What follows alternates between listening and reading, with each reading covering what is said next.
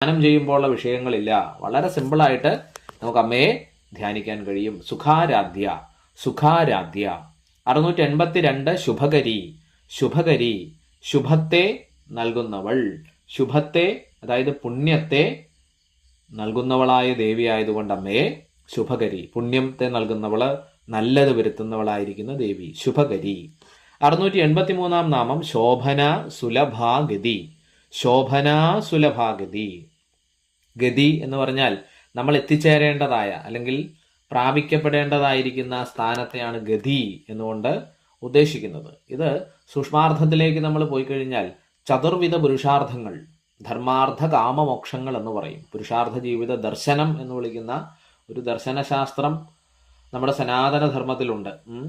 അപ്പോൾ അതിൽ നമ്മൾ പ്രാപിക്കേണ്ടതായ പരമമായ സ്ഥാനം സുലഭാഗതിയായിട്ട് പറയുന്നത് മോക്ഷമാണ്. ധർമാർത്ഥ കാമമോക്ഷം.